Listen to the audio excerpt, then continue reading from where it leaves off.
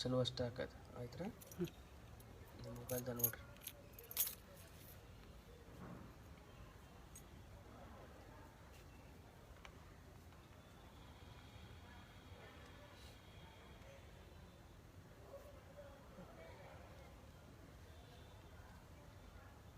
M ಶೈವ ಸಮುಪಾಸತೆ ಶಿವ ಇತಿ ಬ್ರಹ್ಮೇತಿ ವೇದಾಂತಿನೋ ಬೌದ್ಧ ಬುದ್ಧ ಇತಿ ಪ್ರಮಾಣಪಟವಃ ಕರ್ತೇತಿ ನೈಯಾಯಿಕಾಃ ಅರ್ಹನ್ನಿತ್ಯತ ಜೈನ ಶಾಸನರತಾ ಕರ್ಮೇತಿ ಮೀಮಾಂಸಕಾಃ ಸೋಯಂ ವಿದಧಾತು ವಾಂಛಿತಫಲಂ ತ್ರೈಲೋಕ್ಯನಾಥೋ ವಿಭೋ.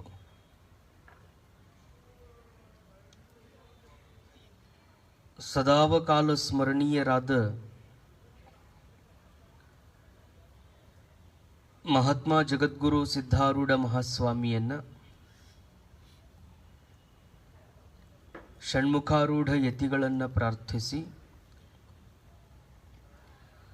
ಶ್ರೀಮನ್ ನಿಜಗುಣ ಶಿವಯೋಗಿಗಳ ಷಟ್ಶಾಸ್ತ್ರಗಳಿಗೆ ಟೀಕಾ ತಾತ್ಪರ್ಯವನ್ನು ರಚಿಸಿ ಮುಮುಕ್ಷುಗಳನ್ನು ಉದ್ಧರಿಸಿದಂಥ ಆರೂಢ ಜ್ಯೋತಿ ಪೂಜ್ಯ ಶಿವಪುತ್ರ ಅಜ್ಜನವರನ್ನ ಪ್ರಾರ್ಥನೆ ಮಾಡಿ ನಮ್ಮ ನಿಮ್ಮೆಲ್ಲರ ಪರಮಾರಾಧ್ಯ ಗುರುಗಳು ನಿರಂತರವಾಗಿ ಶಾಸ್ತ್ರ ಸ್ತೋತ್ರಗಳನ್ನು ಭಕ್ತರಿಗೆ ಎಡೆ ಮಾಡಿದ ಪೂಜ್ಯ ಗುರುಗಳವರ ಪವಿತ್ರ ಚರಣ ಕಮಲಗಳನ್ನು ಪ್ರಾರ್ಥಿಸಿ ಶ್ರಾವಣ ಮಾಸದ ನಿಮಿತ್ತವಾಗಿ ನಡೆದಿರುವ ಶಂಕರ ಭಗವತ್ಪಾದಾಚಾರ್ಯರ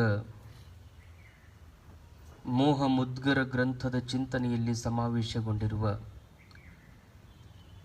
ಎಲ್ಲ ಭಗವತ್ ಸ್ವರೂಪರೇ ತಮ್ಮೆಲ್ಲರಿಗೂ ಶರಣು ಶರಣಾರ್ಥಿಗಳು.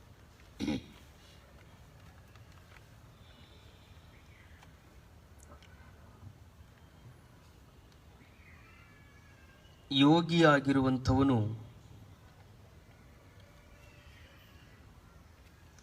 ವಿರಾಗ ರೂಪದಲ್ಲಿದ್ದ ಅಂದರೆ ಅದು ಆನಂದವನ್ನು ನೀಡುತ್ತದೆ. ಅವ ವಿರಾಗಿ ಅಥವಾ ತ್ಯಾಗಿ ಅನ್ನೋದು ಹೇಗೆ ಗೊತ್ತಾಗ್ತದೆ ಅಂತ ಕೇಳಿದರೆ, ಆನಂದ ಆತನಲ್ಲಿ ಅಳವಟ್ಟಿರಬೇಕು, ಆ ಚಿಹ್ನೆ ಆತನಲ್ಲಿ ಕಾಣಿಸ್ತಿರ್ಬೇಕು. ಅವರು ವಿರಾಗ ಪುರುಷರದಾರ ಅನ್ನೋದು ಅದು ಯಾವುದರಿಂದ ಗೊತ್ತಾಗ್ತದೆ, ಹೇಗೆ ಗೊತ್ತಾಗ್ತದೆ ಅಂತ ಪ್ರಶ್ನೆ ಮಾಡಿದರೆ, ಆ ತ್ಯಾಗದ ಚಿಹ್ನೆ ಆನಂದ. ಅವರು ತಮ್ಮಲ್ಲಿ ತಾವು ಆನಂದದಿಂದ ಇದ್ರು ಅಂದರೆ ಅವರಿಗೆ ತ್ಯಾಗಿಗಳು ವಿರಾಗಿಗಳು ಅಂತ ಹೇಳಬೇಕು. ಏನಾದರೂ ಅವ ಬಿಟ್ಟಾನ ಅನ್ನೋದು ಆನಂದದಿಂದಲೇ ಗೊತ್ತಾಗಬೇಕು. ಕೆಲವು ಮಂದಿ ಬಿಟ್ಟಿರ್ತಾರ, ಆದ್ರೆ ಆನಂದ ಇರಂಗಿಲ್ಲ. ಅವರು ತ್ಯಾಗ ಮಾಡಿರ್ತಾರ, ತ್ಯಾಗ ಮಾಡಿ ಬಂದ್ರೂ ಆನಂದ ಅನ್ನೋದು ಅವರಲ್ಲಿ ಕಾಣಸಿಗೋದಿಲ್ಲ. ಬಹಳಷ್ಟು ಜನ ಬೇಸರಾಗಿ ಹೋಗಿಬಿಟ್ಟಿರ್ತಾರೆ. ಬೇಸರಾಗಿ ಕಾಶಿಯೊಳಗೆ ಗಂಗಾ ನದಿ ದಂಡಿಯೊಳಗೆ ಕೂತು ಜಪ ಮಾಡ್ತಿದ್ರು ಮತ್ತೆ ಅಲ್ಲಿ ಕೂತು ನೋಡ್ತಿರ್ತಾರಂತ, ನಮ್ಮೂರವ್ರು ಯಾರು ಬರ್ತಾರನ್ನ ಇಲ್ಲೈತಿ. ಇಲ್ಲಿಂದ ಅಲ್ಲಿಗೆ ಹೋಗ್ಯಾನ, ಗಂಗಾ ನದಿಯೊಳಗೆ ಮುಳುಗಿ ಜಪ ಮಣಿಯನ್ನು ಹಿಡ್ಕೊಂಡು ಜಪ ಮಾಡ್ಕೋತ ಕೂತ್ಕೊಂಡಾನ. ಲಕ್ಷ ಎಲ್ಲ ಎಲ್ಲಿ ಐತಿ ಅಂದ್ರೆ ನಮ್ಮೂರವ್ರು ಯಾರು ಬರ್ತಾರನ್ನಂತ ಹುಡುಕಾಡ್ಕೋತ ಕೂತಿದ್ದ. ಅಂದ್ರೆ ಗೃಹ ತ್ಯಾಗ ಮಾಡ್ಯಾನ, ಮಕ್ಕಳ ತ್ಯಾಗ ಆಗ್ಯದ, ಮಡದಿ ತ್ಯಾಗ ಆಗ್ಯದ, ಆದ್ರೆ ಚಿಂತೆ ಎಲ್ಲ ಎಲ್ಲದ ಊರ ಕಡೆಗೇನದ. ಹಂಗಿದ್ದಾಗ ಅಂಥ ತ್ಯಾಗ ಆನಂದವನ್ನು ಕೊಟ್ಟಿರಂಗಿಲ್ಲ. ಅವ ತ್ಯಾಗಿ ಏನೂ ಆಗ್ಯಾನ, ಧೈರ್ಯ ಮಾಡಿ ಬಿಟ್ಟಾನ, ಆದ್ರೆ ಅದು ಆನಂದದಲ್ಲಿ ಲೀನ ಆಗಿಲ್ಲ.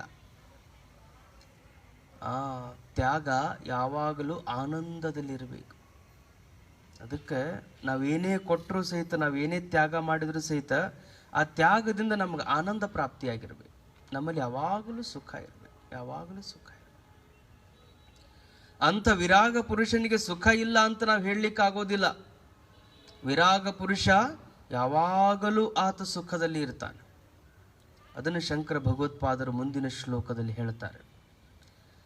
ಯೋಗರತೋವಾ ಭೋಗರತೋವಾ ಸಂಗರತೋವಾ ಸಂಗವಿಹೀನ ಯಸ್ಯ ಬ್ರಹ್ಮಣಿ ರಮತೆ ಚಿತ್ತಂ ನಂದತಿ ನಂದತಿ ನಂದತ್ತೇವ.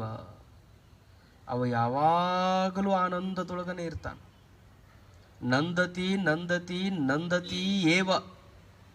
ಅವನಿಗೆ ಈ ಕ್ಷಣದೊಳಗೆ ಆನಂದ ಇಲ್ಲ ಅಂತ ಅನ್ನಕ ಬರಂಗಿಲ್ಲ. 3 ಸರಿ ಹೇಳಿದ್ರು ಅಂದ್ರೆ ಅದು ಜಡ್ಜ್ಮೆಂಟ್ ಇದ್ದಂಗೆ ನೋಡ್ರಿ ಯಾವಾಗಲೂ. ಯಾಕಂದ್ರೆ ಶಾಸ್ತ್ರಗಳಲ್ಲಿ ಪುನರುಕ್ತಿ ದೋಷ ಇರಂಗಿಲ್ಲ. ಒಂದೇ ವಿಚಾರವನ್ನು 2 ಸಾರಿ ಅವ್ರು ಹೇಳಂಗಿಲ್ಲ. ಒಂದು ಶಬ್ದ 2 ಸರಿ ಪ್ರಯೋಗ ಮಾಡಂಗಿಲ್ಲ. ಸತ್ಯ ಯಾವಾಗಲೂ ಒಂದೇ ಇರ್ತದೆ. 3 ಸರಿ ಒಂದೇ ಶಬ್ದದ ಪ್ರಯೋಗ ಮಾಡಿದ್ರು ಅಂದ್ರೆ ಅದು ಜಡ್ಜ್ಮೆಂಟ್. ನಂದತಿ ನಂದತಿ ನಂದತಿ ಏವ. ಅವ ಯಾವಾಗಲೂ ಆನಂದದೊಳಗನೆ ಇರ್ತಾನೆ. ಯಾವಾಗಲೂ ಸುಖ ಪುರುಷನಾಗಿಯೇ ತಾನು ಕಾಲ ಕಳಿತಿರ್ತಾನೆ. ಹೇಗೆ? ಯೋಗರತೋವಾ ಭೋಗರತೋವಾ. ನಿಜವಾದ ತ್ಯಾಗ ಪುರುಷ, ನಿಜವಾಗಿ ಆನಂದವನ್ನು ಅನುಭವಿಸುವಂಥ ಯೋಗಿ, ಅವ ಯೋಗದಲ್ಲಿನಾದ್ರೂ ಇರ್ಬೋದು, ಭೋಗದಲ್ಲಿ ಆದ್ರೂ ಇರ್ಬೋದು, ಸಂಘದಲ್ಲಿ ಆದ್ರೂ ಇರ್ಬೋದು, ಸಂಘವಿಹೀನ. ಅವು ಯಾರದೇ ಸಂಘದಲ್ಲಿ ಇಲ್ಲದಂಗೂ ಇರ್ಬೋದು. ಏಕಾಂತವಾಸಿಯಾಗಿರ್ಬೋದು, ಲೋಕಾಂತದ ಮಧ್ಯದೊಳಗೂ ಅವನು ತುಂಬಿಕೊಂಡಿರಬಹುದು. ಯಸ್ಯ ಬ್ರಹ್ಮಣಿ ರಮತೆ ಚಿತ್ತಂ. ಯಾರ ಚಿತ್ತವು ಬ್ರಹ್ಮದಲ್ಲಿ ರಮಿಸಿದೆಯೋ ಅವ್ರ ಚಿತ್ತೆಲ್ಲ ಎಲ್ಲದ? ಬ್ರಹ್ಮದಲ್ಲದ. ಬ್ರಹ್ಮದೊಳಗೆ ಚಿತ್ತ ಇದ್ದ ಲೋಕದೊಳಗಿರ್ಲಿ, ಏಕಾಂತವಾಗಿರ್ಲಿ, ನಾವೇನು ಚಿಂತೆ ಮಾಡಬೇಕಾಗಿಲ್ಲ. ನಮ್ಮಂಗ ಅದಾನ ಅಂದ್ವಿ ಅಂದ್ರೆ ನಮ್ಮಂಥ ಅಜ್ಞಾನಿಗಳೇ ಯಾರು ಇಲ್ಲ. ನಮ್ಮಂತೆ ಉಣ್ತಾನ, ನಮ್ಮಂತೆ ಇರ್ತಾನ, ನಮ್ಮಂತೆ ತಿಂತಾನ ಅಂತ ಅಂದ್ರೆ ನಮಗೆ ಶಾಸ್ತ್ರಜ್ಞಾನ ಇಲ್ಲ ಅಂತಾನೆ ಅರ್ಥ. ಅವ ಯೋಗದಲ್ಲಿರ್ಬೋದು, ಭೋಗದಲ್ಲಿರ್ಬೋದು, ಸಂಘದಲ್ಲಿರ್ಬೋದು, ಸಂಘವಿಹೀನನಾಗಿರ್ಬೋದು. ಆದರೆ ಲಕ್ಷಣ ಏನು? ಅವನ ಚಿತ್ತ ಬ್ರಹ್ಮದಲ್ಲಿ ರಮಿಸಿರಬೇಕು. ಚಿತ್ತ ಬ್ರಹ್ಮದಲ್ಲಿತ್ತು ಅಂದ್ರೆ ಅವ ಎಲ್ಲಿದ್ರೂ ಆನಂದದೊಳಗನೆ ಇರ್ತಾನೆ. ಅವನು ನಿದ್ರೆ ಮಾಡಿದ್ರು ಆನಂದದೊಳಗಿರ್ತಾನ, ಜಾಗೃತದೊಳಗಿದ್ರು ಆನಂದದಿರ್ತಾನ, ಸ್ವಪ್ನದಲ್ಲಿದ್ದರೂ ಆನಂದದೊಳಗಿರ್ತಾನೆ. ಅವನು ಎಲ್ಲ ಅವಸ್ಥೆಗಳಲ್ಲಿ, ಎಲ್ಲ ಕಾಲಗಳಲ್ಲಿ ಆನಂದವೇ ಆನಂದ ಆತನಿಗೆ ತುಂಬಿಕೊಂಡಿರುತ್ತದೆ. ಅಂಥವನಿಗೇ ಗೀತೆಯಲ್ಲಿ ಸ್ಥಿತಪ್ರಜ್ಞ ಅಂತ ಹೇಳ್ತಾರೆ. ಆ ಯೋಗಿಗೆ ಯಸ್ಯ ಬ್ರಹ್ಮಣೇ ರಮತೆ ಚಿತ್ತಂ ನಂದತಿ ನಂದತಿ ನಂದತ್ಯೇವ. ಯಾರ ಚಿತ್ತ ಬ್ರಹ್ಮದಲ್ಲಿ ರಮಿಸಿರ್ತದೋ ಅಂತ ಮೋಹ ಮುದ್ಗರದಲ್ಲಿ ಹೇಳ್ತಾರೋ ಅಂಥವನಿಗೆ ಗೀತೆಯಲ್ಲಿ ಸ್ಥಿತಪ್ರಜ್ಞ ಅಂತ ಹೇಳ್ತಾರೆ. ಇದೇ ಮಾತನ್ನ ಸ್ಥಿತಪ್ರಜ್ಞಸ್ಯ ಕಾ ಭಾಷಾ ಸಮಾಧಿಸ್ಥಸ್ಯ ಕೇಶವಃ ಸ್ಥಿತಧೀ ಕಿಂ ಪ್ರಭಾಷೇತ ಕಿಮಾಸೀತ ರುಚೇತ ಕಿಂ. ಹೆಂಗಿರ್ತಾನೆ ಹೇಳು ಅಂತಾನ ಅರ್ಜುನ. ಸ್ಥಿತಪ್ರಜ್ಞನಾಗಿರುವಂಥ ಪುರುಷನು ಹೆಂಗಿರ್ತಾನೆ ಹೇಳು ಅಂತ ಅರ್ಜುನ ಭಗವಂತನಲ್ಲಿ ಪ್ರಶ್ನೆಯನ್ನು ಮಾಡ್ತಾನೆ. ಅವಾಗ ಕೃಷ್ಣ ಪರಮಾತ್ಮ ಅಂತಾನ, ಅವ ಹೆಂಗಿರ್ತಾನ ಅಂದ್ರ ಪ್ರಜಾಹಾತಿ ಯದಾ ಕಾಮಾನ್ ಸರ್ವಾನ್ ಪಾರ್ಥ ಮನೋಗತಾನ್ ಆತ್ಮನ್ನೇವ ಆತ್ಮನಾ ತುಷ್ಟಃ ಸ್ಥಿತಪ್ರಜ್ಞಸ್ತದೋಚ್ಯತೆ. ಸ್ಥಿತಪ್ರಜ್ಞನಾಗಿರುವಂಥ ಯೋಗಿ ಆತ್ಮನ್ನೇವ ಆತ್ಮನಾ ತುಷ್ಟಃ ಯಸ್ಯ ಬ್ರಹ್ಮಣಿ ರಮತೆ ಚಿತ್ತಂ ಆತ್ಮನ್ನೇವ ಆತ್ಮನಾ ತುಷ್ಟಃ. ಇಂಥ ಎಲ್ಲ ಲಕ್ಷಣಗಳನ್ನು ಈ ಮುಂದೆ ಹೇಳುತ್ತಾರೆ. 5 ನಿಮಿಷ ಪ್ರಾರ್ಥನೆ ಮಾಡಿ ಮುಂದಿನ ಚಿಂತನದಲ್ಲಿ ಪ್ರವೇಶ ಮಾಡೋಣ. ಭಜ ಗೋವಿಂದಂ ಭಜ ಗೋವಿಂದಂ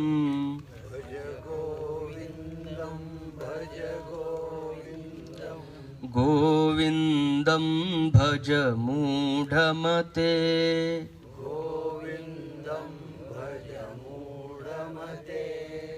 ಸಂಪ್ರಾಪ್ತೆ ಸನ್ನಿಹಿತೆ ಕಾಲೇ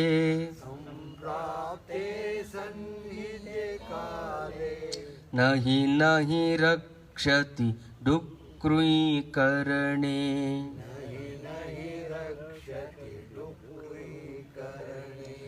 ಮೂಢ ಮೂಢಜಹೀ ಧನಾಗಮ ತೃಷ್ಣಾಂ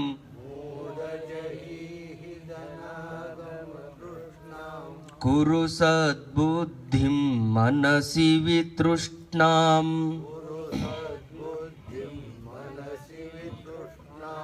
ಯಲ್ಲಭಸೆ ನಿಜ ಕರ್ಮೋಪಾತಂ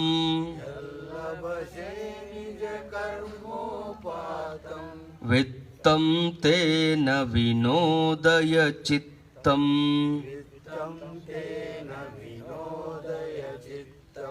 ನಾರಿಸ್ತನ ಭರಣಾಭಿದೇಶಂ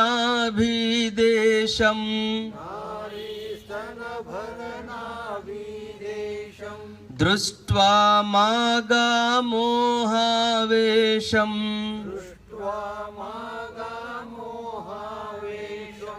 ಏತನ್ಮಾಂ ಸವಸಾದಿ ವಿಕಾರಂ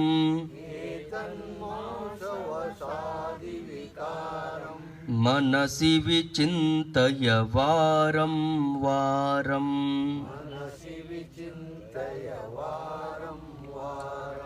ನಲನೀದಲಗತ ಜಲಮತಿ ತರಲಂ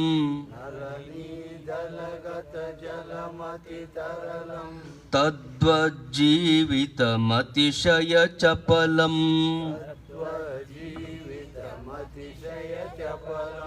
ವಿದ್ಯುವ್ಯಾದ್ಯಭಿಮಾನಗ್ರಸ್ಥಂ ಲೋಕಂ ಶೋಕಹತಂ ಚ ಸಮಸ್ತಂ. ಯಾವದ್ವಿತ್ತೋಪಾರ್ಜನಸಕ್ತಃ ತಾವನ್ನಿಜ ಪರಿವಾರೋ ರಕ್ತಃ ಪಶ್ಚಾಜ್ಜೀವತಿ ಜರ್ಜರ ದೇಹೇ ವಾರ್ತಾಂ ಕೋಪಿ ನ ಪೃಚ್ಛತಿ ಗೇಹೇ. ಭಜ ಗೋವಿಂದಂ ಭಜ ಗೋವಿಂದಂ ಗೋವಿಂದಂ ಭಜ ಮೂಢಮತೆ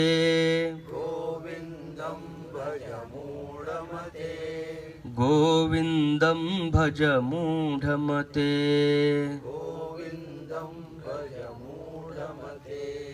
ಗೋವಿಂದಂ ಭಜ ಮೂಢಮತೆ.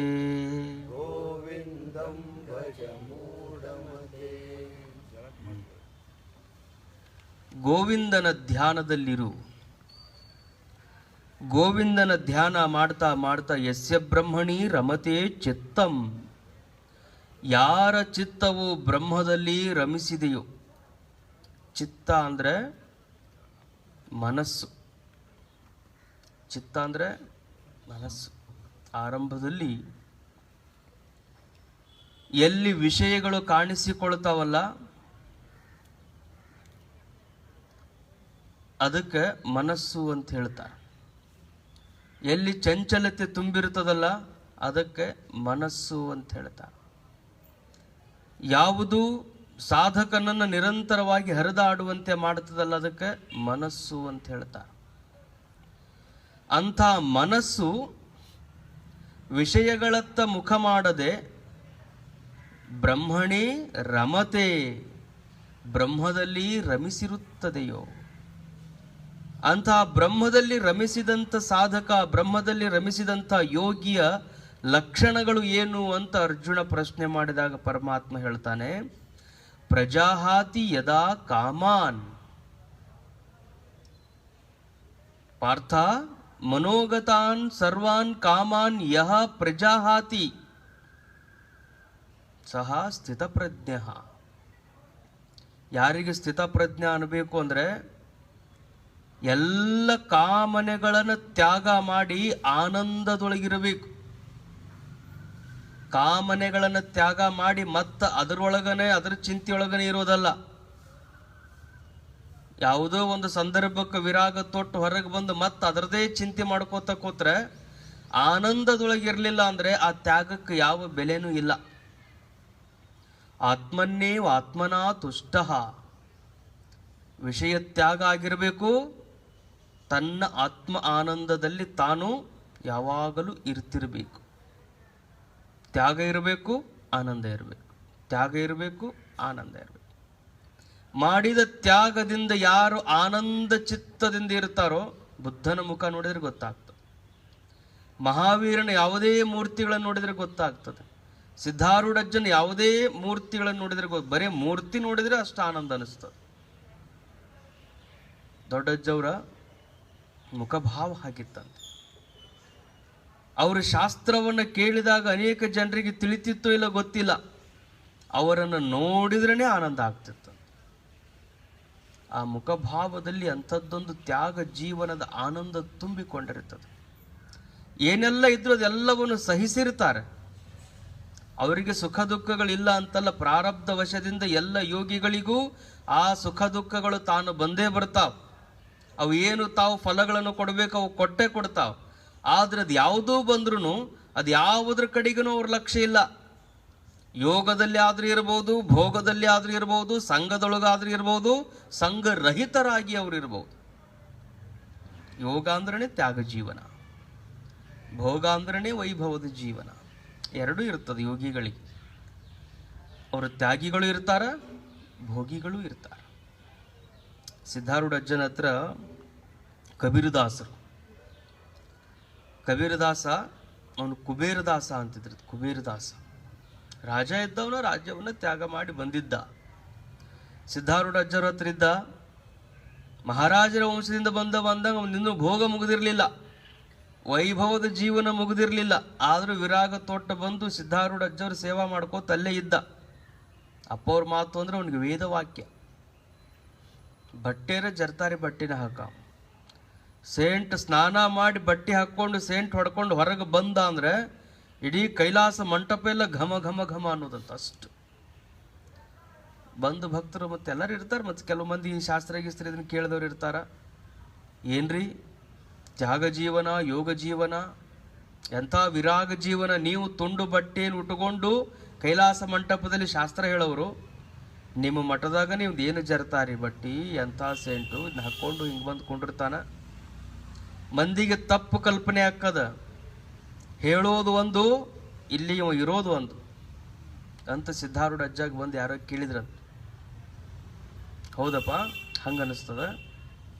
ಆಯ್ತು, ಒಂದು ದಿವ್ಸ ಕೇಳಿದ್ರು, 2 ದಿವ್ಸ ಕೇಳಿದ್ರು. ಹಂಗೆ ಒಮ್ಮೆ ಕೇಳ್ತಾರಂತ ಗೊತ್ತಾದ್ರೆ ಕಾಯಂ ಹೇಳೋದು ರೂಢಿನೇ ಬಿದ್ದು ಬಿಡ್ತದೆ. ಕಾಯಂ ಹೇಳೋದು ರೂಢಿನೇ ಬಿತ್ತು. ಹಂಗೆ ದಿವಸ ಕೇಳ್ತಿದ್ರು ಸಿದ್ಧಾರೂಢ ಅಜ್ಜ ಹ್ಞೂ ಅಂತಿದ್ರು. ಬೆಳಗಿನ ಜಾವಕ್ಕೆ ಬಂದು ಒಬ್ಬ ಮತ್ತೆ ಹಿಂಗೆ ಅಂದಂತ. ಇಲ್ಲ, ಕಬೀರದಾಸನಿಂದ ಬಹಳಷ್ಟು ಜನ ಮನಸ್ಸಿಗೆ ನೋವು ಮಾಡ್ಕೊಳಕತ್ತಾರ, ಏನು ಅವನ ವೈಭವ ಹಂಗೆ ಹಿಂಗತ್ ಮಾತಾಡಕತ್ತಾರ, ಅವನಿಗೆ ಮಠದಾಗ ಇರಬಾರ್ದಂತ ಹೇಳಿಬಿಡ್ರಿ, ಹೋಗಿಬಿಡ್ಲಿ ಅವ. ಹಂಗಂದ ತಕ್ಷಣ ಸಿದ್ಧಾರೂಢಜ್ಜ ಕಬೀರ ಅಂತ ಒದರಿದ್ರಂತ. ಜಳಕದ ಕೊಲೆಯಾಗಿದ್ದವ, ಜಳಕದ ಕೊಲೆಯಾಗಿದ್ದ ಕಬೀರ ಅಂತ ಒದರಿದ ತಕ್ಷಣ ಹೆಂಗೆ ಇದ್ದ ಅದೇ ಸ್ಥಿತಿಯೊಳಗನ ಓಡಿ ಬಂದಂತ ಸಿದ್ಧಾರೂಢಜ್ಜ. ನೋಡವನು ವಿರಾಗ ಹೆಂಗದ ನೋಡಪ್ಪ, ನಿನ್ನ ಮೇಲೆ ಎಲ್ಲರೂ ಹಿಂಗೆ ಅನ್ನಕತ್ತಾರ, ನೀನು ಈ ಹೆಂಗದಿ ಹಿಂಗೆ ಹೋಗಿಬಿಡು ಅಂದ್ರ. ಹೆಂಗದಿ ಹಿಂಗೆ ಹೋಗಿಬಿಡು ಅಂದಾಗ ಕಬೀರದಾಸರು ಆಯ್ತಪ್ಪ ಅಂತ ಹಂಗೆ ಹೊರಟು ನಿಂತಂತ. ಹಂಗ ಹೊರಟಾಗ ಭಾವುಕ ಭಕ್ತರು ಯಾವಾಗ ಕಬೀರರನ್ನ ಅಷ್ಟು ವೈಭವದಿಂದ ನೋಡಿದವರು, ಅವ್ರು ಈ ರೀತಿಯಾಗಿ ಹೊರಟುವುದನ್ನು ಕಂಡಾಗ ಭಕ್ತರಿಗೆ ಮನಸ್ಸಿಗೆ ನೋವು ಅನಿಸ್ತದ. ಮತ್ತು ಅವ್ರು ಹೋದವ್ರನ್ನೇ ಮತ್ತೆ ಜರ್ತಾರಿ ಬಟ್ಟೆಗಳನ್ನು ತಂದು ಉತ್ತಮವಾಗಿರುವಂಥ ಮಡಿ ತಗೊಂಡು ಬಂದು ಒಂದು ಗಿಡದ ಕೆಳಗೆ ಯಾವುದೋ ಬ್ಯಾಡ್ ಅಂತ ಕೂತ್ಕೊಂಡು ಕಬೀರದಾಸನಿಗೆ ಮತ್ತೆ ಅವನ್ನೆಲ್ಲ ಹೊಚ್ಚಿ ಅಷ್ಟ ವೈಭವದಿಂದ ಮತ್ತೆ ಮಠಕ್ಕೆ ಕರ್ಕೊಂಡು ಬಂದಿರತ್ತೆ. ಅವಾಗ ಸಿದ್ಧಾರೂಢಜ್ಜ ಹೇಳಿದರು, ಅವ ಮಲ್ಯ ಅಂತ ತ್ಯಾಗ ಮಾಡಿ ಹೋದ್ರೂ ಅವನ ಪ್ರಾರಬ್ಧ ವಶದಿಂದ ಏನು ಅವನ ವೈಭವದ ಭೋಗ ಇತ್ತು ಅದು ತೀರುವರೆಗೂ ಅದು ಇರೋದಪ್ಪ, ಯಾರು ಕಸ್ಕೊಳಕ್ಕಾಗಂಗಿಲ್ಲ. ಅವನ ಭೋಗವನ್ನ ಯಾರು ಕಸ್ಕೊಳಕ್ಕಾಗಂಗಿಲ್ಲ. ಭೋಗ ಅಂದ್ರೆ ಸುಖನೂ ಇರ್ಬೋದು, ದುಃಖನೂ ಇರ್ಬೋದು. ಬರೀ ಸುಖದ ಭೋಗವನ್ನು ನೋಡಿ ನೀವು ಹಿಂಗೆ ಮಾಡ್ಕೋತೀರಿ. ಕೆಲವು ಜನ ಯೋಗಿಗಳಿಗೆ ದುಃಖದ ಭೋಗ ಇರ್ತದೆ. ಎಂತೆಂಥ ತಪಸ್ವಿಗಳು ಅವರು ಆಜೀವ ಪರ್ಯಂತರವಾಗಿ ನಮಃಶಿವಾಯ ಮಂತ್ರದ ಪಠಣ ಮಾಡಿದಂಥವ್ರು, ಯಾವಾಗಲೂ ಲಿಂಗಾರ್ಚನೆಯೊಳಗನೇ ತಲ್ಲೀನರಾಗಿರುವಂಥವ್ರು. ಅಂಥವ್ರು ಅಂತ್ಯಾವಸ್ಥೆಯೊಳಗೆ ಕ್ಯಾನ್ಸರ್ ಆಗ್ತದೆ ಅಗ್ನಿಶಿವ ಯೋಗಿಗಳಿಗೆ. ಬಹಳಷ್ಟು ಜನ ಮಹಾತ್ಮರಿಗೆ ಲಕ್ವ ಆಗ್ತದೆ. ರಾಮಕೃಷ್ಣ ಪರಮಹಂಸರಿಗಾಯಿತು, ಅವರಿಗೂ ಕ್ಯಾನ್ಸರ್ ಆಗ್ತದೆ. ಅಲ್ರಿ, ಇಡೀ ಜೀವನ ತುಂಬ ಕಾಳಿಕಾದೇವಿ ಆರಾಧನೆಯನ್ನು ಮಾಡಿ ಬದುಕಿದಂಥ ತಪಸ್ವಿಗಳಿಗೆ ಇಂಥದ್ದು ಯಾಕೆ ದುಃಖ ಬರಬೇಕು ಅಂದ್ರೆ, ದುಃಖ ಬಂದಿದ್ದಕ್ಕೆ ಅವ್ರು ಎಂದೂ ಚಿಂತೆ ಮಾಡಿಲ್ಲ. ಪ್ರಾರಬ್ಧ ವಶದಿಂದ ಅದು ಶರೀರಕ್ಕೆ ಬರಬೇಕಾಗ್ಯದ, ಬರ್ತದ. ಅದನ್ನು ವಲ್ಯ ಅಂತ ನಾವೇನರ ತ್ಯಾಗ ಮಾಡಿದ್ರೆ ಅದನ್ನು ಅನುಭವಿಸೋದ್ರ ಸಲುವಾಗಿ ಮತ್ತೆ ಹುಟ್ಟಬೇಕಾಗ್ತದೆ. ಮುಕ್ತರಾಗಬೇಕಾಗಿತ್ತು ಅಂದರೆ ಏನು ಪ್ರಾರಬ್ಧ ನಮಗೆ ದೇಪಾಲಿಸುತ್ತದೆಯೋ ಅದೆಲ್ಲವನ್ನು ಸ್ವೀಕಾರ ಮಾಡಬೇಕು. ಗುರುಗಳು ಹೇಳೋರು, ಯಾರಾದರೂ 1 ಲಕ್ಷ ರೂಪಾಯಿ ಭಕ್ತರು ದಕ್ಷಿಣ ಕೊಟ್ಟರು ಅಂದರೆ ಎಷ್ಟು ಆನಂದದಿಂದ ಸ್ವೀಕಾರ ಮಾಡ್ತಿದ್ನಲ್ಲ, ನನಗಾದ ಆಕ್ಸಿಡೆಂಟನ್ನು ಅಷ್ಟು ಆನಂದದಿಂದ ಸ್ವೀಕಾರ ಮಾಡೀನಿ ಅಂತ ಅವರು ನೋಡಿದರೆ ಹಂಗಿದ್ರು. ಎಂದು ಅವರು ನರಳಲಿಲ್ಲ, ಎಂದು ಚಿಂತೆ ಮಾಡಲಿಲ್ಲ, ಮುಖದ ಮೇಲೆ ಒಂದು ಕಪ್ಪು ಗೆರೆ ಕಾಣಲಿಲ್ಲ. ಕಾರಣ ಏನು ಅಂದರೆ, ಅವರಿಗೆ ಇರೋದು ಲೋಕದೊಳಗೆ ಇರೋದು ಗೊತ್ತದೆ, ಅದನ್ನು ತ್ಯಾಗದಿಂದ ಬದುಕೋದು ಅವ್ರಿಗೆ ಗೊತ್ತದೆ. ಅವರಿಗೆ ಸಂಘ ಜೀವನನೂ ಗೊತ್ತದೆ, ನಿಸ್ಸಂಗಿಗಳಾಗಿ ಬದುಕೋದು ಅವರಿಗೆ ಗೊತ್ತದೆ. ಎರಡೂ ಅವರಲ್ಲಿ ತುಂಬಿಕೊಂಡಿರ್ತದೆ ಯೋಗಿಗಳಲ್ಲಿ. ನಿಜಗುಣ ಶಿವಯೋಗಿಗಳು ಹೇಳ್ತಾರೆ, ಮೋಹಿತರುಳು ಮೋಹಿತನಂತಿರ್ಪ, ಮೋಹರಹಿತ ನೋಡನ್ ಅವರಂತಿರ್ಪ. ಯಾರು ಮೋಹಿತರು ಅಂತ ತಿಳ್ಕೊಂಡ್ರೆ, ಯಾರು ಬಹಳ ಧನ ಪಿಶಾಚಿಗಳು ಬಂದಿದ್ರು ಅಂದ್ರೆ ಅವ್ರ ಮುಂದೆ ನೋಡ್ಬೇಕು, ಅವ್ರಂಗನ ಇರ್ತಾರ. 1 ರೂಪಾಯಿ ಬಿಚ್ಚಿ ಕೊಡಂಗಿಲ್ಲ ಅವರಿಗೆ, 1 ರೂಪಾಯಿ ಬಿಚ್ಚಿ ಕೊಡಂಗಿಲ್ಲ. ಭಾಳ ಸಿದ್ಧಾರೂಢ ಅಜ್ಜವ್ರ ಬದುಕಿನೊಳಗಂತ ಘಟನೆಗಳು ಭಾಳ ಅದಾವ. ಮಠಕ್ಕೆಲ್ಲರೂ ತಂದು ಎಣ್ಣೆನ ಹಾಕಿ ಕಾರ್ತಿಕ ಮಾಸದೊಳಗೆ ಪ್ರಣತಿಯೊಳಗೆ ಎಣ್ಣೆ ಹಾಕಿ ರಾತ್ರಿ ಎಲ್ಲ ಎಣ್ಣೆ ಉರಿಸ್ಬೇಕು, ದೀಪ ಬೆಳಗಬೇಕು ಅಂತ ಹಾಕಿ ಹೋದ್ರೆ 1 ತಾಸು 2 ತಾಸು ಬಿಡ್ತಿದ್ರಂತ. ಆಮೇಲೆ ಪಣತೆಗಿಂದ ಎಲ್ಲ ಎಣ್ಣೆ ಒಂದು ಡಬ್ಬ್ಯಾಗ ಹಾಕೊಂಡು ಬರ್ತಿದ್ರು ಸಿದ್ಧಾರೂಢ ಅಜ್ಜರು. ಒಂದು ಡಬ್ಬ್ಯಾಗ ಹಾಕ್ಕೊಂಡು ಬಂದು ಅದರಿಂದ ಬಿರಂಜಿ ಅನ್ನ ಮಾಡಿಸೋರಂತ. ಮತ್ತೆಲ್ಲರಿಗೆ ದಾಸೋಹಕ್ಕೆ ಅದನ್ನು ಉಪಯೋಗ ಮಾಡೋರು. ಅದನ್ನು ನೋಡಿದ್ರೆ ಅವ್ರಿಗೆ ಅನಿಸ್ತದ, ಎಣ್ಣೆ ಮೇಲೆನೇ ಇಷ್ಟು ಮೋಹ ಐತಿ ಇವ್ರಿಗೆ ಅಂತ ಅನಿಸ್ತದೆ. ಅದರಿಂದ ಕಲಿಸ್ತಾರ ಅವ್ರು, ಪ್ರಾಪಂಚಿಕರಿಗೆ ಜೀವನ ಹೆಂಗೆ ನಡೆಸಬೇಕು ಅನ್ನೋದನ್ನು ಕಲಿಸ್ತಾರ. ತುಂಡು ಬಟ್ಟೆನುಟ್ಟು ತ್ಯಾಗ ಜೀವನವನ್ನು ಹೇಳಿಕೊಡ್ತಾರ. ಬದುಕನ್ನು ಅರ್ಥಪೂರ್ಣವಾಗಿ ನಡೆಸಬೇಕಂದ್ರೆ ಹೆಂಗೆ ಮಿತವ್ಯಯವನ್ನು ಮಾಡಬೇಕನ್ನೋದನ್ನು ಯೋಗಿಗಳು ಹೇಳಿಕೊಡ್ತಾರೆ. ಮೋಹ ಅಂತ ಪ್ರಶ್ನೆ ಬಂದ್ರೆ ಅವರಂಥ ಮೋಹಿಗಳೇ ಯಾರು ಇರಂಗಿಲ್ಲ ಅಂತ. ತ್ಯಾಗ ಅಂತ ಬಂದರೆ ಅವರಂಥ ತ್ಯಾಗ ಜೀವನನೇ ಯಾರಿಗಿರೋದಿಲ್ಲ. ಆರೂಢ ಜ್ಯೋತಿ ಅಜ್ಜವರು ಅವ್ರಿಗೆ ಯಾರಾದರೂ 8 1 ರೂಪಾಯಿ ಅವ್ರ ಕಾಲಕ್ಕೆ, ದೊಡ್ಡ ಅಜ್ಜವ್ರಿಗೆ ಭಾಳ ದೊಡ್ಡ ದಕ್ಷಿಣ ಬಂದಿದ್ದು 101 ರೂಪಾಯಿ ಅಂತ. ಅವರು ಅಂದ್ರೆ ಪ್ರವಚನಕ್ಕೆ ಅಲ್ಲಿ ಇಲ್ಲಿ ಹೋದಲ್ಲೆಲ್ಲ 1 ರೂಪಾಯಿ 2 ರೂಪಾಯಿ 5 ರೂಪಾಯಿ 10 ರೂಪಾಯಿ ಇಷ್ಟು ಬಂದರೆ ಅವನಿಷ್ಟು ಜೋಪಾನ ಮಾಡಿ ಇಡ್ತಿದ್ರಂತೆ. ಅಷ್ಟು ಸುರಕ್ಷಿತವಾಗಿ ಯಾರ ಕಣ್ಣಿಗೂ ಯಾರ ಕೈಗೂ ಬೀಳದಂತೆ ನೋಡ್ತಿದ್ರು. 1 ರೂಪಾಯಿ ಸಹಿತ ಅಜ್ಜವ್ರು ಹೊರಗೆ ಇಡ್ತಿದ್ದಿಲ್ಲ ಅಂತ. ಒಮ್ಮೆ ಕೇಳ್ತಿದ್ರದ್ದು ಅಜ್ಜವ್ರು, ಇಲ್ಲೇ ಇರ್ತಾವ, ನಾವೇ ಇರ್ತೀವಿ, ಯಾಕೆ ಇವನ್ನೆಲ್ಲ 5 ಪೈಸೆ 10 ಪೈಸೆ ಯಾಕೆ ಹೊರಗಿಡಬಾರ್ದು ಅಂಥೇಳಿ ಅವ್ರು ಅಂತಿದ್ರಂತ. ಹುಡುಗರ ಮನಸ್ಸು ಮಕ್ಕಳ ಮನಸ್ಸು ಭಾಳ ಮುಗ್ಧ ಇರ್ತದೆ, ಕೆಟ್ಟದ್ದು ಯೋಚನೆ ಮಾಡೋದಕ್ಕೆ ಅವಕಾಶ ಇರಂಗಿಲ್ಲ. ಯಾವಾಗ ಇಟ್ಟು ರೊಕ್ಕ ಬಹಳ ದಿವಸ ಅದ ಜಾಗದಾಗ ಇರ್ತೈತಲ್ಲ, ಹಾದ್ಯಾಗ ಹೋಗೋ ಮುಂದೆ ಬರೋ ಮುಂದೆ ನೋಡ್ತಾವ. ನೋಡಿ ಯಾರೂ ಇಲ್ಲ ಅಂದರೆ ಯಾರೂ ನೋಡಾಕತ್ತಿಲ್ಲ, ತೊಗೊಂಡ್ರೆ ನಡೀತೈತಿ ಅನ್ನೋ ಭಾವನೆ ಹುಟ್ಟುತ್ತದೆ. ಅದಕ್ಕೆ ರೊಕ್ಕ ಎಷ್ಟೇ ಇರಲಿ ಹೊರಗಿಡಬಾರ್ದು ಅಂತ, ಹೊರಗಿಡಬಾರ್ದು, ಕಣ್ಣಿಗೆ ಕಾಣುವಂಗಿಡಬಾರ್ದು. ಅದ್ರಾಗ ಮಕ್ಕಳಿದ್ರಂದ್ರೆ ಮಕ್ಕಳ ಕಣ್ಣಿಗೆ ಅದು ಕಾಣುವಂಗಿಡಬಾರ್ದು. ಅದು ಏನೂ ಇಲ್ಲದೇ ಇರುವಂಥ ಚಲೋ ಮನಸ್ಸನ್ನು ಚಂಚಲ ಆಗುವಂಗೆ ಮಾಡ್ತದೆ ಅಂತ ಹೇಳ್ತಿದ್ರು. ಅವ್ರಿಗೆ ಬಂದು ದಕ್ಷಿಣ ಏನಿತ್ತು ಅಷ್ಟು ಸುರಕ್ಷಿತವಾಗಿ ಇಡ್ತಿದ್ರಂತ. ಅವ್ರದ್ದು ಅಲ್ಲಾಗಿತ್ತು ಅಂದರೆ ಅದು ಕೋಟಿ ರೂಪಾಯಿ ಇದ್ರೂ ಹೊಳ್ಳಿ ನೋಡ್ತಿದ್ದಿಲ್ಲ. ತಮಗೆ ಬಂದಿರಲಿಲ್ಲ ಅದು ಅಂದರೆ ಒಟ್ಟ ಹೊಳ್ಳಿ ನೋಡ್ತಿದ್ದಿಲ್ಲ. ಅವ್ರಿಗೆ ಮೋಹಿತರುಳು ಮೋಹಿತನಂತಿರ್ಪ. ಬೇಕು ಅಂದ್ರೆ ಎಲ್ಲ ರೀತಿಯಿಂದ ಅವ್ರು ಬಚಾವ್ ಮಾಡ್ಕೊಂಡು ಬದುಕ್ತಾರೆ. ಬೇಡ ಅನಿಸಿತ್ತು ಅಂದರೆ ಅದ ಸಿದ್ಧಾರೂಢ ಅಜ್ಜವರಿಗೆ ಬಂಗಾರದ ಎಳೆ ಹಾಕಿದಂಥ ಪಾದುಕೆ ಮಾಡ್ಕೊಂಡು ಬಂದಿದ್ದಂತ ಭಕ್ತ. ಬಂಗಾರದ ಎಳಿ, ಕಟ್ಟಿಗೆ ಪಾದುಕೆ ಒಳಗೆ ಬಂಗಾರದ ಎಳಿ ಜೋಡಿಸು. ಅವನು ತಂದು ಸಿದ್ಧಾರೂಢ ಅಜ್ಜನ ಪಾದದ ಮುಂದಿಟ್ಟು, ಯಪ್ಪ ಇವು ನಿಮ್ಮ ಸಲುವಾಗಿ ತಂದೀನಿ. ಸಿದ್ಧಾರೂಢ ಅಜ್ಜ ಅಂದ್ರತ್ತ, ಇಲ್ಲಪ್ಪ ನನಗೀಗ ಒಂದು ಜೋಡು ಅದಾವು, ಅಲ್ಲಿ ಶಾಂತಾಶ್ರಮಕ್ಕೆ ಹೋಗು, ಶಿವಪುತ್ರ ಅಂತದಾನ, ಅವ ಪುಸ್ತಕ ಓದೋದು ಬರೆಯೋದು ಅದರಾಗನೇ ಇರ್ತಾನ, ಹೋಗಿ ಇವನ್ನ ಅವಂಗ ಕೊಡು ಅಂತ ಹೇಳಿದ್ರಂತ. ಅವಂಗ ಕೊಡು ಅಂತ ಹೇಳಿದ ತಕ್ಷಣ ಆಯಿತು ಸಿದ್ಧಾರೂಢ ಅಜ್ಜ ಹೇಳ್ಯಾರ ಅಂತ ಹೇಳಿ ಅವೆರಡೂ ಪಾದುಕೆ ತೊಗೊಂಡು ಬಂದು ಅಜ್ಜವ್ರು ಕೂತಿದ್ರಂತ. ಅಜ್ಜವ್ರ ಮುಂದಿಟ್ಟು, ಇಲ್ಲ ಸಿದ್ಧಾರೂಢರ ಹತ್ರ ಹೋಗಿದ್ವಿ, ನಿಮ್ಗ ಕೊಡು ಅಂತ ಹೇಳ್ಯಾರ, ಅಪ್ಪನವ್ರು ಕೊಡು ಅಂತ ಹೇಳ್ಯಾರ. ಎಂದೂ ಅವರು ಸಿದ್ಧಾರೂಢ ಅಂತಿದ್ದಿಲ್ಲಂತ. ಅಪ್ಪನವ್ರು ಕೊಡು ಅಂತ ಹೇಳ್ಯಾರ, ಆಯ್ತಪ್ಪ ತಗೊಂಡು ಬಾ. ಅಪ್ಪನವ್ರು ಕೊಡು ಅಂತ ಹೇಳ್ಯಾರ, ನೀನು ಕೊಟ್ಟಿದ್ದ ಆಯ್ತು. ಅವ್ನು ಹೆಂಗೆ ತಂದಿದ್ದಲ್ಲ ಅವ ಹಂಗ ಇಸ್ಕೊಂಡ್ರು, ಹಂಗ ಸುತ್ತಿದ್ರಂತದ. ಅವ ಯಾವ ಬಟ್ಟೆ ಒಳಗೆ ತಂದಿದ್ದ ಅದ ಬಟ್ಟೆ ಒಳಗನ ಸುತ್ತಿ ಹಂಗ ಇಸ್ಕೊಂಡ್ರು. ಅವ ಕೊಟ್ಟ, ನಮಸ್ಕಾರ ಮಾಡಿದ, ಹೋದ. 2 ವರ್ಷದ ನಂತರ ಮತ್ತೆ ಬಂದಂತ. ಕೆಲವು ಮಂದಿ ಕೊಟ್ಟವ್ರಿಗೆ ಅದು ರೂಢಿ ಇರ್ತದೆ. ನಾವು ಕೊಟ್ಟಿದ್ದು ಐತೋ ಇಲ್ಲೋ, ಇಲ್ಲಿ ಹೆಂಗೆ ಉಪಯೋಗ ಮಾಡಕತ್ತಾರ, ಯಾರು ಉಪಯೋಗ ಮಾಡಕತ್ತಾರ. ಸಿದ್ಧಾರೂಢಜ್ಜ ನಮಸ್ಕಾರ ಮಾಡಿ ಮತ್ತೆ ಅಪ್ಪವ್ರ ಹತ್ರ ಬಂದು, ಮತ್ತು 2 ವರ್ಷದ ಹಿಂದೆ ಬಂಗಾರದ ಎಳೆ ಹಾಕಿದ್ದು ಅವ್ಗೆ ಕೊಟ್ಟಿನಲ್ರಿಪ್ಪ, ಅವು ಹೆಂಗೆ ಅನ್ಸ್ಯಾವ, ತಮಗೆ ಹಾಕ್ಕೊಂಡು ರೂಢಿ ಆಗೈತೆ ಹೆಂಗತ್ ಕೇಳಿದಂತ. ಅವಾಗ 2 ವರ್ಷದಿಂದ ಅವೇನು ವಸ್ತ್ರ ಸುತ್ತಿ ಕೊಟ್ಟಿದ್ದಲ್ಲ, ಅವನು ಹಂಗೆ ಹೋಗಿಟ್ಟಿದ್ರು ಮತ್ತು ಹಂಗೆ ತಂದ್ರಂತವ್. ತಗೊಳಪ್ಪ, 2 ವರ್ಷದಿಂದ ಕೊಟ್ಟಿದಿ ಅನ್ನೋದು ನಿನ್ನ ಮನಸ್ಸಿನಾಗ ಇರೋ ತನಕ ಅವು ನಾವು ಮೆಟ್ಟಾಕ್ ಬರಂಗಿಲ್ಲ, ನೀನ ತೊಗೊಂಡು ಹೋಗವನಂದ್ರ. ಹೆಂಗೆ ತಂದು ಕೊಟ್ಟಿದ್ದ ಹೊಳ್ಳಿ ಸುತ್ತಿದ್ದನ್ನು ಹಂಗೆ ಕೊಟ್ಟು ಕಳಿಸಿದ್ರಂತವ್. ಅಂದರೆ ಬೇಕು ಅಂತ ಎಂದೂ ಬಯಸವನಲ್ಲ.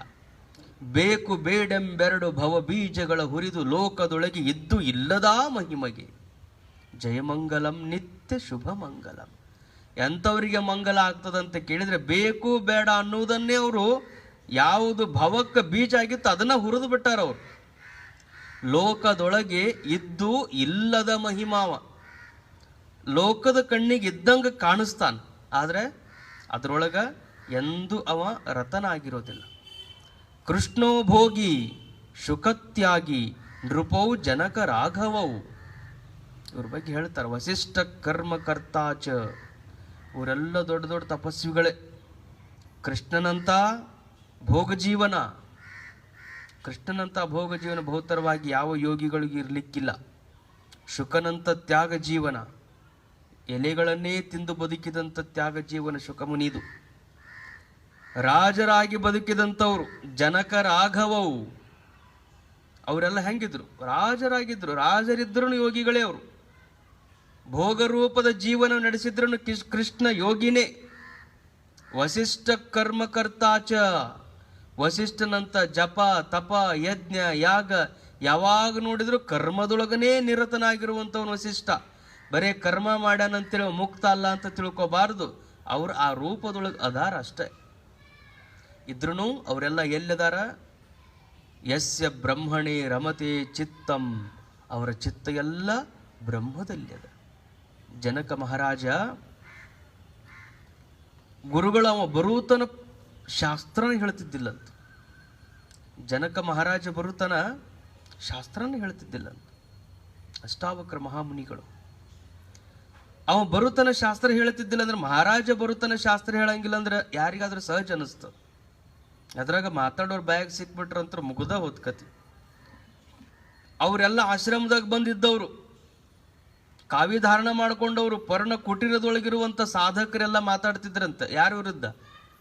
ಅವ್ರಿಗೆ ಪಾಠ ಹೇಳುವಂಥ ಮುನಿಗಳ ವಿರುದ್ಧನೇ, ಅಷ್ಟಾವಕ್ರ ಮುನಿಗಳ ವಿರುದ್ಧನೇ. ಯಾವ ಗುರುಗಳ ಸಾನ್ನಿಧ್ಯದಲ್ಲಿ ಕುಳಿತು ಪಾಠ ಕೇಳಕತ್ತಿದ್ರು ಅವರಿಗೆ ಅಂತಿದ್ರತ್, ನಿಮ್ಮಂತರಿಗೆ ಪಾಠ ಹೇಳಂಗಿಲ್ಲ ಅವರು. ನಾವು ಹೋಗಿ ಕರೆಕ್ಟ್ ಟೈಮಿಗೆ ಮುಂದೆ ಪುಸ್ತಕ ಹಿಡ್ಕೊಂಡು ಕೂತ್ರು ಸುಮ್ಮ ಕುಂಡಿರ್ತಾರ. ಯಾವಾಗ ರಾಜ ಬಂದು ಮುಂದೆ ಕುಂಡಿರ್ತಾನಲ್ಲ ಅವಾಗ ಪಾಠ ಚಲೋ ಮಾಡ್ತಾರ. ಸಂಪತ್ತೆಲ್ಲದ ಅಲ್ಲಿ ವಿರಾಗ ಸಹಿತ ಶರಣಾಕೈತಿ ಅಂತ ಮಾತಾಡ್ತಿದ್ರಂತ. ಸಂಪತ್ತಿದ್ದಲ್ಲಿ ಅದಕ್ಕೆ ಮತ್ತೆ ಜನಕ ಬರೋವರೆಗೂ ಕಾಯ್ದು ಕೂತು ಪಾಠ ಹೇಳ್ತಾರೆ. ಇಲ್ಲಾಂದ್ರೆ ನಮ್ಮಂಥವ್ರು ಹೇಳಿ ಮುಗಿಸಿಬಿಡ್ತಿದ್ರು ಸರಿಯಾದ ಟೈಮಿಗೆ. ಅವು ಬರುತನ ಕಾಯ್ಕೋತ ಕೊಂಡಿರ್ತಾರ ಅಂದಾಗ ಅವರು ಸಂಪದ ಮೋಹಿಗಳದಾರ ಅಂತ ಮಾತಾಡುವಾಗ ಇದೆಲ್ಲ ಮತ್ತು ಅವ್ರ ಕಿವಿಗೂ ಬೀಳ್ತಿತ್ತು. ಒಮ್ಮೆ ಪ್ರಸಂಗ ಹಿಂಗೆ ಬರ್ತದೆ. ಮುನಿಗಳು, ಅಷ್ಟಾವಕ್ರ ಮಹಾಮುನಿಗಳು ತಮ್ಮ ತಪದ ಶಕ್ತಿಯಿಂದ ಆಶ್ರಮದೊಳಗಿರುವಂಥ ಎಲ್ಲ ಕುಟೀರಗಳೇನಿದ್ವಲ್ಲ, ಎಲೆಗಳಿಂದ ಮಾಡಿದಂಥ ಕುಟೀರಗಳು, ಆ ಎಲ್ಲ ಕುಟೀರಗಳಿಗೆ ಬೆಂಕಿ ಬೀಳುವಂಗೆ ಮಾಡಿದ್ರಂತೆ. ಬೆಂಕಿ ಬೀಳುವಂಗೆ ಮಾಡಿದ ತಕ್ಷಣ ಎಲ್ಲರೂ ಪಾಠಕ್ಕೆ ಕೂತ್ಕೊಂಡಿದ್ರು. ಎಲ್ಲ ಶಿಷ್ಯರು ಪಾಠ ಕೇಳ್ಕೋತ ಕೂತ್ಕೊಂಡಿದ್ರು. ಅಲ್ಲಿಂದ ಒಬ್ಬ ಹಂಗ ಒದರ್ಕೋತ ಬಂದ, ಎಲ್ಲ ಗುಡಿಸಲಕ್ಕೆ ಬೆಂಕಿ ಬಿದ್ದದ ಅಂದ ತಕ್ಷಣ ಎಲ್ಲ ಪುಸ್ತಕ ಅಲ್ಲೇ ಬಿಟ್ರು. ಎಲ್ಲರೂ ಓಡಿ ಹೋದ್ರಂತ. ಓಡಿ ಹೋಗಿ ಬೆಂಕಿ ಆರಿಸಿ ಅವ್ರ ಹತ್ರ ಏನಿರ್ತಾವ? ಆಶ್ರಮದೊಳಗಿರೋರು, ಪರ್ಣ ಕುಟೀರದೊಳಗಿರೋರು ಭಾಳ ಅಂದ್ರೆ ಕೆಲವು ಮಣ್ಣಿನ ಮಡಿಕಿದ್ದು, ಒಂದಿಷ್ಟು ಬಟ್ಟಿದ್ದು, ಅದನ್ನಷ್ಟು ಬಿಟ್ಟರೆ ಅಂಥದ್ದೇನು ಬೆಲೆ ಬಾಳುವ ಯಾವ ಸಾಮಗ್ರಿಗಳು ಇರಲಿಲ್ಲ. ಆದ್ರೂ ಗುಡಿಸ್ಲಿಕ್ಕೆ ಬೆಂಕಿ ಬಿದ್ದೈತನ ಎಲ್ಲರೂ ಎದ್ದು ಓಡಿ ಹೋದ್ರು. ಮತ್ತೊಂದು ಉಪಾಯವನ್ನು ಮಾಡಿ ಮತ್ತೊಂದು ಪ್ರಸಂಗದಲ್ಲಿ ಜನಕ ಮಹಾರಾಜ ಮುಂದೆ ಕುಳಿತು ಶಾಸ್ತ್ರವನ್ನು ಕೇಳುವಾಗ ಅರಮನೆಗೆ ಬೆಂಕಿ ಬೀಳುವ ಮಾಡ್ತಾರೆ. ಅರಮನೆಗೆ ಬೆಂಕಿ ಬಿದ್ದ ಸುದ್ದಿಯನ್ನು ಬಂದು ರಾಜಭಟರು ಅವರ ಕಿವಿಯೊಳಗೆ ಹೇಳಿದಾಗ ಹೇಳ್ತಾನೆ ಜನಕ, ಶಾಸ್ತ್ರ ಚಿಂತನ ಶಾಸ್ತ್ರ ನಡೆದ ಸಮಯದಲ್ಲಿ ಅರಮನೆಯೆಲ್ಲ ಪ್ರಪಂಚಕ್ಕೆ ಬೆಂಕಿ ಬಿದ್ರೂ ಬಂದು ಹೇಳಬಾರ್ದು ನಡ್ರಿ ಅಂತ. ಅಲ್ಲಿ ಕೂತಾವ ಎತ್ತು ಹೋಗ್ಲಿಲ್ಲ, ಅಲ್ಲೇ ಕೂತ್ಕೊಂಡಿದ್ದ. ಅವಾಗ ಹೇಳ್ತಾರೆ ಮುನಿಗಳು, ಯೋಗ್ಯನಾದ ಶಿಷ್ಯ ಒಬ್ಬ ಇದ್ರೂ ಅವ ಬರುತನ ಕಾದು ಶಾಸ್ತ್ರ ಹೇಳೋದಕ್ಕೆ ಕಾರಣ ಏನು ಅಂದ್ರೆ, ಅವ ಮಹಾರಾಜ ಅಂತ ಅವನ ಸಲುವಾಗಿ ಕಾದು ಕೂತಿಲ್ಲ, ಅವ ಮಹಾರಾಜನಾಗಿದ್ರು ತ್ಯಾಗಿ ಅದಾನ. ಯಾವಾಗ ಪರಬ್ರಹ್ಮದ ಚಿಂತನೆಯೊಳಗೆ ಅವ ಕೂತ್ಕೊಂಡಿದ್ದ ಅಂದ್ರೆ ಇದಕ್ಕಿಂತಲೂ ಆನಂದದ ವಿಷಯ ಮತ್ತೊಂದಿಲ್ಲ ಅಂತ ಇನ್ನೊಂದ್ರ ಕಡೆಗೆ ಲಕ್ಷ್ಯ ಇಲ್ಲದನೆ ಇದೇ ಆತನ ದೇವರು ಅಂತ ಭಾವಿಸಿ ಕೂತ್ಕೊಂತಾನಲ್ಲ, ಆ ಕಾರಣದಿಂದ ಜನಕ ಅಂದ್ರೆ ನನಗೆ ಪ್ರಾಣ ಅಂತ ಹೇಳ್ತಿದ್ರಂತೆ ಗುರುಗಳು. ಅಂಥ ಜನಕ ಮಹಾರಾಜನಂತ ತ್ಯಾಗ ಜೀವನ. ಅವರು ಮಹಾರಾಜರಾಗಿದ್ರೂ ಸಹಿತ, ಎಲ್ಲ ವೈಭವದ ಜೀವನ ಅವರ ಬದುಕಿನೊಳಗಿದ್ರೂ ಸಹಿತ ಅವರು ಯೋಗಿಗಳೇ, ತ್ಯಾಗಿಗಳೇ. ರಾಮ ಅವನು ಸಹಿತ ಮಹಾರಾಜನಾಗಿರುವಂಥ ಬದುಕಿನೊಳಗೆ ಏನೆಲ್ಲ ಕಷ್ಟಗಳು ಬಂದ್ರು, ವನವಾಸದಂತಹ ಪ್ರಸಂಗಗಳು ಬಂದ್ರು, ನಮ್ಮ ನಿಮ್ಮಂಗೆ ಇದ್ದವನ್ ಬಿಡ್ರೆ ಅವನಿಗೆ ಯಾಕೆ ದೇವರನ್ನು ಬೇಕು ಅಂತ ಹಂಗಿಲ್ಲ. ಅವನ ಪ್ರಪಂಚದ ವಿಷಯದೊಳಗಿರಲಿ, ಪರಮಾರ್ಥಕ್ಕೆ ಬಂದ್ರೆ ಮಾತ್ರ ಅವ ದೇವರಾಗಿ ಉಳಿತಾನಂತ ಹಂಗೇನಿಲ್ಲ. ಅವ ಮನೆಯೊಳಗಿದ್ದೂ ಮಹಾತ್ಮನಾಗಿರ್ಬೋದು, ಮಠದೊಳಗಿದ್ದೂ ಅವ ಪ್ರಾಪಂಚಿಕರಂತೆ ಜೀವನ ನಡೆಸ್ತಿರ್ಬೋದು, ಹಾಗೇನಿಲ್ಲ. ಎಲ್ಲಾದ್ರೂ ಇರ್ಬೋದು. ಮಹಾತ್ಮನಾಗಿರುವಂಥವನು ಇದ ಜಾಗದೊಳಗೆ ಹಿಂಗ ಇರ್ತಾನಂತ ಯಾರಿಗೂ ಹೇಳಕ್ ಬರಂಗಿಲ್ಲ. ನಮಗೆ ತಪ್ಪು ಕಲ್ಪನೆ ಇರ್ತದೆ. ಕೆಲವು ಮಂದಿಗೆ ಇರ್ತದೆ ಕಾಶಿಯಾಗನ ಪ್ರಾಣ ಹೋದ್ರೆ ಮುಕ್ತಿ ಹಾಕದಂತೇಳಿ. ಹಿಂಗಾಗಿ ವಯಸ್ಸಾದ ಮೇಲೆ ಕಾಶಿ ಕರ್ಕೊಂಡು ಹೋಗ್ತಾರ. ಕಾಶಿಗೆ ಯಾವಾಗ ಕರ್ಕೊಂಡು ಹೋಗ್ತಾರೆ, ಇನ್ನೇನು ಪ್ರಾಣ ಹೊಕ್ಕೈತೆ ಅನ್ನೋ ಟೈಮಿಗೆ ಕಾಶಿ ಕರ್ಕೊಂಡು ಹೋಗಿರ್ತಾರ ಅವ್ರು. ಕಬೀರದಾಸರು ಜೀವನ ಪರ್ಯಂತರ ಉತ್ತರ ಭಾರತದ ಕಬೀರದಾಸರು, ಸಿದ್ಧಾರೂಢರ ಹತ್ತಿರ ಇದ್ದವರಲ್ಲ, ಉತ್ತರ ಭಾರತದಲ್ಲಿ ಏನಿದ್ರು ದೋಹಾ ಬರೆದವರು. ಆ ಕಬೀರರು ಬಹಳ ವರ್ಷಗಳ ಕಾಲ ಕಾಶಿಯೊಳಗನೆ ಇದ್ರಂತ. ಕಾಶಿಯೊಳಗನೆ ಇದ್ದು ಅಲ್ಲಾ ದೋಹಾ ರಚನೆ ಮಾಡಿ ಏನೆಲ್ಲ ಬದುಕಿದಂತ ಅವರು ತಮ್ಮ ಪ್ರಾಣ ಹೋಗುವಾಗ ನಮ್ಮ ಊರಿಗೆ ಕರ್ಕೊಂಡು ಹೋಗ್ರಿ ಅಂದ್ರಂತ. ಅವರಿಗೂ ಆಶ್ಚರ್ಯ ಆಯ್ತು, ಇದ್ದ ಸುತ್ತಲಿದ್ದವ್ರಿಗೆ ಎಲ್ಲರಿಗೂ. ಪ್ರಾಣ ಹೋಗೋ ಮುಂದೆ ಎಲ್ಲರೂ ಕಾಶಿಯಾಗಿ ಬಂದು ಜೀವ ಬಿಡಬೇಕಂತಾರ, ನೀವು ಜೀವನ ಪೂರ್ತಿ ಕಾಶಿಯಾಗಿದ್ದು ಪ್ರಾಣ ಹೋಗೋ ಮುಂದೆ ಊರಿಗೆ ಕರ್ಕೊಂಡು ಹೋಗಿ ಅಂತೀರಲ್ಲ ಅಂದ್ರೆ ಅವರು. ಅವಾಗ ಕಬೀರರು ಒಂದು ಮಾತು ಹೇಳ್ತಾರೆ, ಯೋಗಿಯಾದ ಬಳಿಕ ಅವ ಎಲ್ಲಿ ಪ್ರಾಣ ಬಿಡ್ತಾನಲ್ಲ ಅದ ಕಾಶಿ ಆಕೈತಿ ಅನ್ನೋದು ಮಂದಿಗೆ ಗೊತ್ತಾಗಬೇಕು. ಕಾಶಿಯಾಗ ಬಂದ್ರನ ಪ್ರಾಣ, ಇಲ್ಲಿ ಬಂದು ಊರ್ ನೆನಪು ಮಾಡ್ಕೊಂಡು ಪ್ರಾಣ ಬಿಟ್ರ ಅವಂಗ ಮುಕ್ತಿ ಆಗಂಗಿಲ್ಲ. ಅವ ಊರಾಗಿದ್ರು ಕಾಶಿಯಾಗ ಅದಿನಂತ ಯಾರು ತಿಳ್ಕೊತಾರಲ್ಲ ಅಂಥವ್ರಿಗೆ ಮುಕ್ತಿ ಆಗ್ತದಂತ ಹೇಳ್ತಾರೆ. ಅಂದ್ರೆ ಅವರು ಮೋಹರಹಿತರು ಇರ್ತಾರ, ಮೋಹದೊಳಗೆ ಇದ್ದವ್ರ ಜೊತೆಗೆ ಮೋಹದಲ್ಲಿ ಇದ್ದಂಗನೇ ಅವ್ರು ಕಾಣಿಸ್ತಿರ್ತಾರೆ.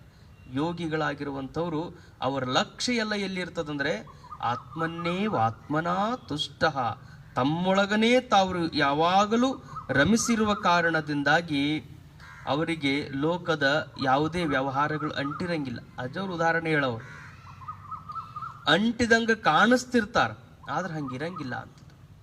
ಸ್ಫಟಿಕದ ಹತ್ತಿರದಲ್ಲಿ ಉಪಾಧಿ ಲಕ್ಷಣ ಹೇಳುವಾಗ ಹೇಳ್ತಿದ್ರು, ಉಪಸಮೀಪೆ ಸ್ಥಿತ್ವ ಸ್ವೀಯಾನ್ ಧರ್ಮಾನ್ ಅನ್ಯತ್ರ ಆ ದದಾತಿ ಇತಿ ಉಪಾಧಿ.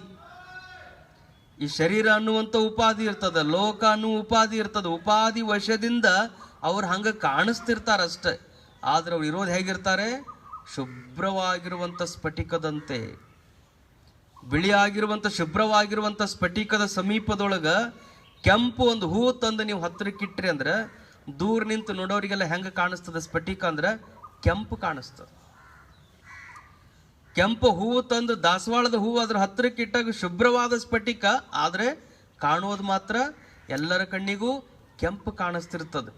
ಕೆಂಪು ಕಾಣ್ತಿರ್ತದೆ, ಆದ್ರೆ ಅದು ಕೆಂಪು ಐತೇನು ಅಂತ ಕೇಳಿದ್ರೆ ಅದು ಹೇಗೆ ಕೆಂಪು ಬಣ್ಣದ್ದಾಗಿಲ್ಲವೋ ಹಾಗೆ ಯೋಗಿ ಆಗಿರುವಂಥವನು ಲೋಕದಲ್ಲಿ ತಾನು ಬದುಕಿರುವಾಗ ಅವ ಪ್ರಾಪಂಚಿಕರಂತೆ ಕಾಣ್ತಾನೆ, ಮೋಹಿತರಂತೆ ಕಾಣ್ತಾನೆ, ಎಲ್ಲವನ್ನು ಹಚ್ಚಿಕೊಂಡಂತೆ ಉಪಾಧಿ ಅವನ ಹತ್ತಿರದಲ್ಲಿರುವುದರಿಂದ ಹಂಗ ಕಾಣಿಸ್ತಿರ್ತಾನೆ ಹೊರತು ಅವನು ಒಳಗ ಮಾತ್ರ ನಿರುಪಾಧಿಕನಾಗಿರ್ತಾನೆ ಅನ್ನೋದನ್ನ ನಾವು ಗಮನದಲ್ಲಿಟ್ಕೋಬೇಕು. ಅದಕ್ಕೆ ಶಂಕರ ಭಗವತ್ಪಾದರು ಅವ ಯೋಗರತೋವ ಭೋಗರತೋವ, ಅವ ಎದರಾಗನೇ ಇರಲಿ, ಭೋಗ ಜೀವನದೊಳಗನೇ ಇರಲಿ, ಯೋಗ ಜೀವನದೊಳಗನೇ ಇರಲಿ, ಸಂಘ ಜೀವಿನೇ ಆಗಿರಲಿ ಅಥವಾ ನಿಸ್ಸಂಗಿಯಾಗಿ ಬದುಕ್ತಿರ್ಲಿ, ಅರಣ್ಯದೊಳಗೆ ಬದುಕ್ತಿರ್ಲಿ, ಅದು ಯಾವುದು ಬಹಳ ದೊಡ್ಡದಲ್ಲ.